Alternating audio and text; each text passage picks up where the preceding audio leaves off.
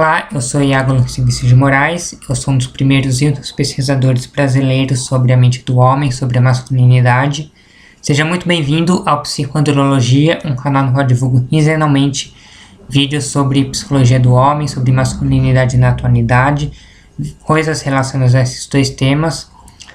Eu peço que vocês deixem o curtir de vocês, porque é através do curtir que eu sei se vocês estão gostando ou não. Deixem nos comentários a opinião de vocês, ela é muito importante para mim. Eu respondo assim que possível, se for alguma dúvida. Compartilhem esses vídeos e vocês também podem acompanhar essa página pelo Facebook e pelo Patreon. No Patreon vocês, além de terem acesso aos vídeos do YouTube, também têm acesso a alguns conteúdos exclusivos se vocês se tornarem meus patronos. Hoje não era dia de vídeo novo, mas eu fiz esse vídeo excepcional porque infelizmente a semana a Globo tem passado várias informações incorretas para a sociedade e dizem respeito inclusive ao tema que é abordado, né, aos homens e masculinidade. Então eu acabei achando que era necessário fazer um vídeo para esclarecer melhor a população a respeito das notícias falsas veiculadas pela Globo. E espero que com boas intenções, de forma não proposital, acreditando que as informações que nos passavam realmente estavam corretas, porém não estavam. Eu me refiro aqui ao mito da diferença salarial, de que mulheres ganham menos do que os homens para realizar o mesmo trabalho, e as informações veiculadas no Fantástico no domingo, dia 8 de abril, sobre a alienação parental. Eu não vou entrar em muitos detalhes sobre o porquê homens ganham mais do que mulheres, porque eu já estou fazendo uma série de vídeos sobre isso. O primeiro foi divulgado na semana passada, dia 7 de abril de 2018. O próximo eu vou divulgar na semana que vem, dia 21 de abril. E depois desse ainda haverá mais 3 vídeos para abordar com detalhes porque homens ganham mais do que mulheres. Não é simplesmente uma questão de gênero, de sexo da pessoa. Existe muito mais do que simplesmente isso. Da onde teria surgido esse mito da diferença salarial?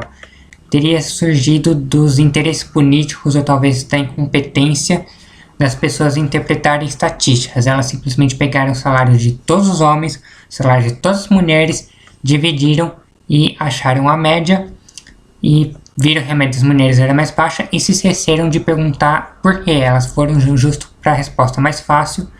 E nem sempre a resposta mais fácil é aquela que é verdadeira.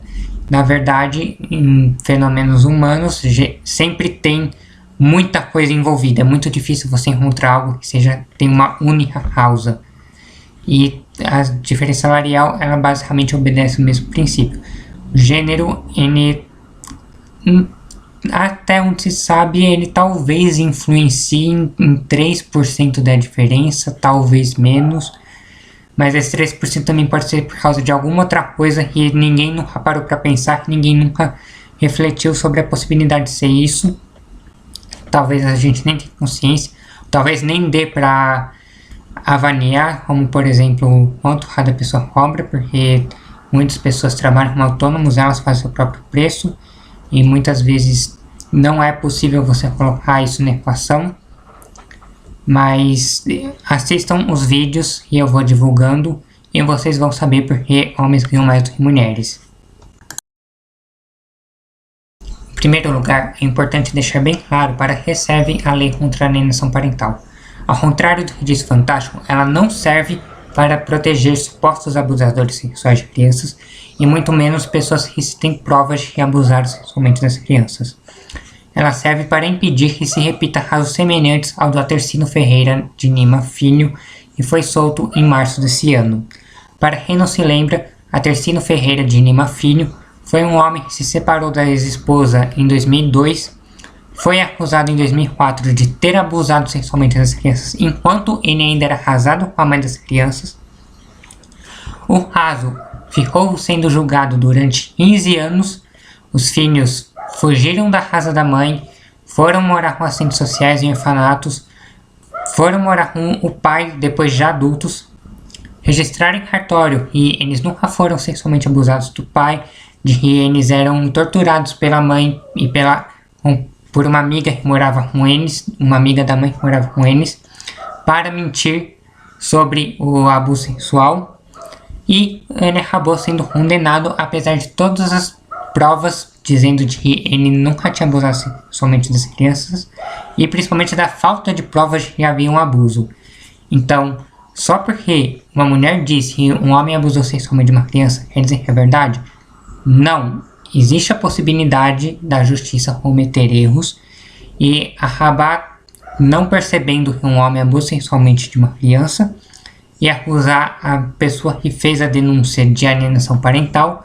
Porém, muito provavelmente esses casos são raros porque, visando a proteção da criança, os juízes, em caso de dúvida, preferem acreditar na acusação de abuso sexual para proteger a criança de um abuso, do que colocar as crianças na mão de um possível abusador.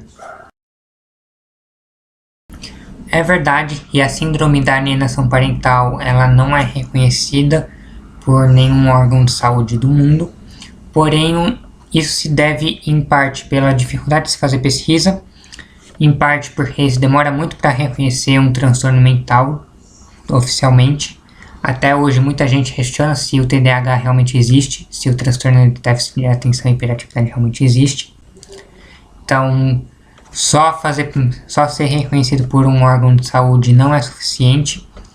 E o que a reportagem do Fantástico abordou não foi a síndrome da alienação parental, foi a alienação parental. E a alienação parental é um fato concreto, observável empiricamente. Sim, ela existe, tem um caso da Tercino, já falei. E como se faz para encontrar e descobrir se de fato houve um abuso sexual ou se é um caso de alienação parental. Infelizmente, não existem meios oficiais técnicos confiáveis de você fazer essa diferenciação. Uma vez eu até fui no congresso, vi uma palestra de que parece conseguir adaptar um instrumento para identificarem abusadores sexuais, pedófilos, mas até onde eu sei não está tendo nenhum tipo de investimento para desenvolver, aprimorar esse instrumento, testar ele de forma mais enfática, ver se ele realmente é tão bom quanto ele parece ser. E a alienação parental, infelizmente, é conversar com a criança e ver se você encontra alguma falha de raciocínio. Geralmente, as crianças alienadas, elas desenvolvem um ódio do genitor alienado e elas não sabem explicar muito bem porque elas odeiam. Ou então elas dizem ter sido abusadas, terem sido maltratadas, mas quando você começa a fazer perguntas, ela muitas vezes acaba entrando em contradição.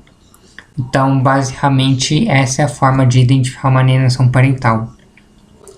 E aí você acaba tendo outros dificultadores. Por exemplo, é possível implantar falsas memórias em crianças? Sim, é extremamente possível e inclusive extremamente fácil.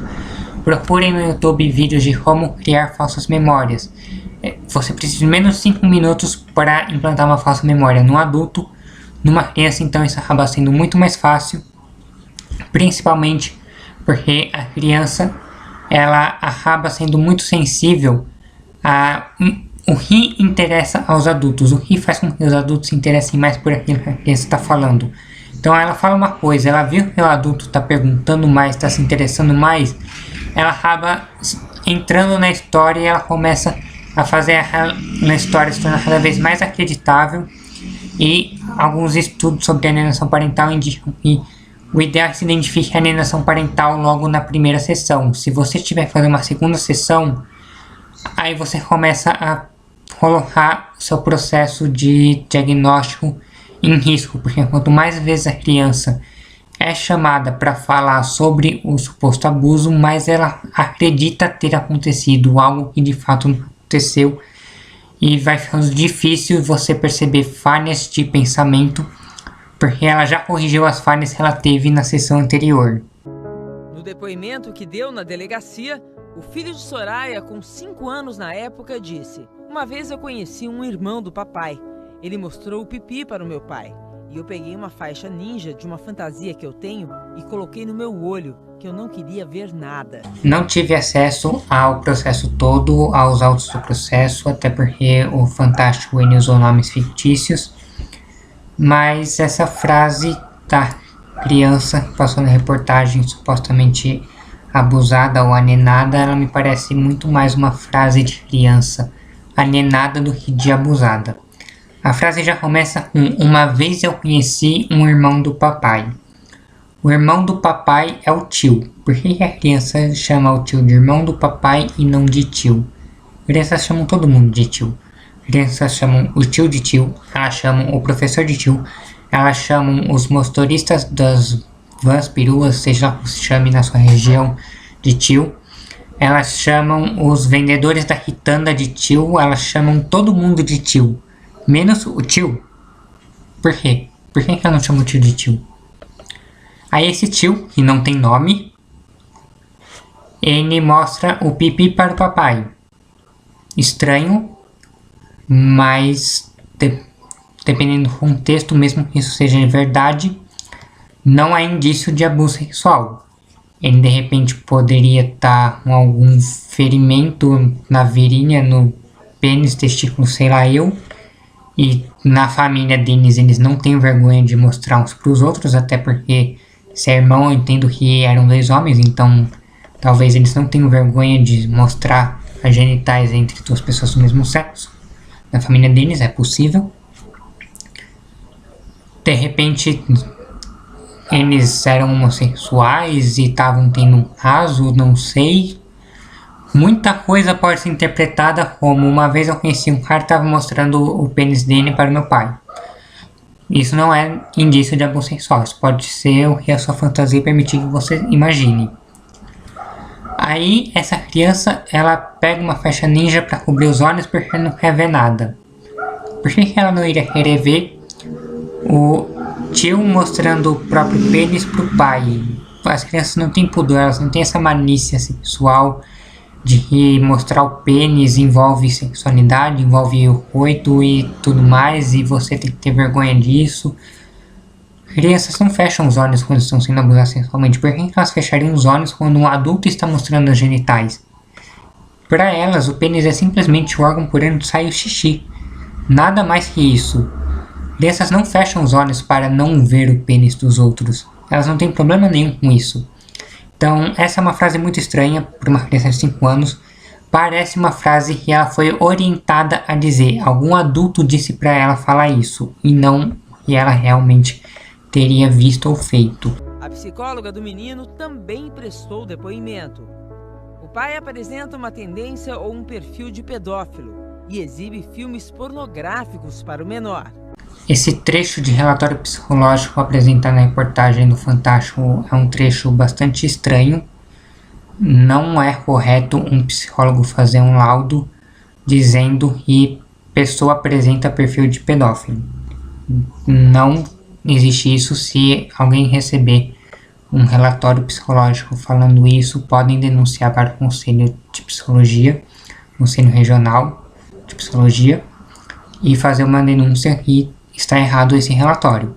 O psicólogo ele deve dizer: a pessoa participou de tantas sessões, entrevistas, seja lá o que for, usei os instrumentos XYZ e a pessoa apresentou as características ABC e de acordo com o manual tal, é característicos dos transtornos tais e tais, e assim por diante. Ela tem que dizer o que a levou a acreditar que essa pessoa tem um perfil de pedófilo, não simplesmente dizer eu acho que ela é pedófila. Não tem isso, ela tem que dizer o porquê que ela acha que a pessoa é um pedófilo, o que ela fez que levou a acreditar. E quanto à questão dos vídeos pornográficos, da onde ela tirou que essa pessoa e esse pai mostrava vídeos pornográficos para a criança? Foi o pai que falou? Foi a mãe que falou? Foi a criança que falou? Quem disse? E dependendo de quem disse, até que ponto você pode acreditar nessa pessoa? E aí o Fantástico resolve entrevistar um suposto especialista em direito à família e sabe tudo que precisa saber sobre alienação parental. Diz que a alienação parental não existe. Diz que sabe como funciona a lei do Brasil. Sabe-se lá como ele sabe. Fantástico, até onde mostrou, não deu nenhum indício de que ele já tenha vindo para o Brasil, de que ele realmente sabe como funciona. Ele provavelmente falou o que ele acha, o que ele ouviu falar sobre a lei do Brasil. E ele solta que em vários países que adotaram leis contra a alienação parental, essas leis deixaram de existir. Quais países são esses? E eu nunca ouvi falar, eu pesquisei e não consegui encontrar em nenhum site em português nem em inglês quais seriam esses supostos países que já tiveram leis contra a alienação parental e acabaram se arrependendo e tiraram elas. Não sei que países são esses, se alguém souber, por favor, me mande. Ações polêmicas. Em cada um de nós há algo de pedofilia, disse Gardner. Por fim, sobre a polêmica fala do Richard Gardner de que existe algo de pedofilia em todos nós. Eu não li o livro do Gardner, eu não sei o conteúdo exato em que ela foi usada, mas é possível ver que no livro, embaixo da palavra pedofilia, estaria a palavra polymorphous perverse, termo em inglês para perverso polimorfo.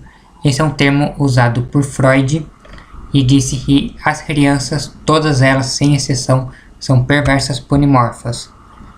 O que é um perverso polimorfo? Em primeiro lugar, a palavra perverso na época do Freud era usado para transtornos sexuais, era um sinônimo de pervertido patológico.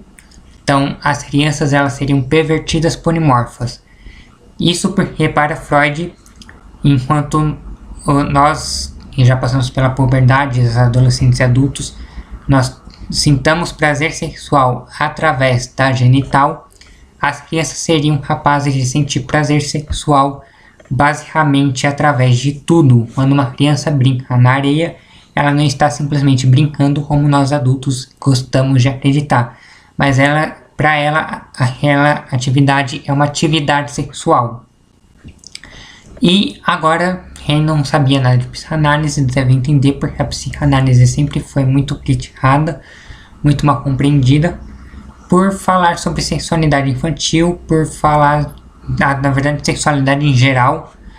Geralmente, ou a psicanálise é criticada por falar coisas absurdas sobre sexualidade, quando entende-se que ela está falando no sentido concreto, ou quando as pessoas defendem que, na verdade, o Freud e outros psicanalistas estavam sendo metafóricos, simbólicos, de que não é o ato sexual em si, mas é algo como se fosse sexual. Aí então eles são criticados por serem confusos, por não serem diretos no que eles querem dizer. Então eu não sei qual é o sentido que o Gardner quis dar ao termo existe algo de pedófilo em todos nós, mas conhecendo a psicanálise como eu conheço, eu imagino que é possível que ele tenha dito algo no sentido de o pedófilo ele sente prazer com crianças e todos nós também temos algo de sentir prazer com crianças. As pessoas geralmente sentem prazer em ter a atenção de crianças e brincar com crianças. Quando uma criança sorri para nós, nós nos sentimos muito bem e para um psicanalista isso poderia ser entendido como um traço pedófilo que existe nas pessoas normais. Porém, eu fiz algumas pesquisas e, apesar de não ter encontrado o trecho original do livro que o Gardner teria dito isso, eu encontrei que o Gardner teria dito que, ao invés de fazer uma apologia à pedofilia, ele teria dito que a pedofilia é um transtorno sexual como qualquer outro e portanto, todas as pessoas teriam a capacidade de se tornar pedófilas, já que todos nós, para o Gardner, todos nós podemos desenvolver qualquer tipo de transtorno sexual e a pedofilia é apenas mais um transtorno sexual. Todos nós teríamos o potencial de nos tornarmos pedófilos, seremos pedófilos em potenciais. E eu não sei se existem evidências empíricas que corroborem com isso, mas eu sei que todos nós somos assassinos em potenciais. O feminismo não cansa de falar que todos os homens são estupradores em potenciais. Então, alguém dizer que todos nós somos pedófilos em potenciais não deveria ser um choque muito grande.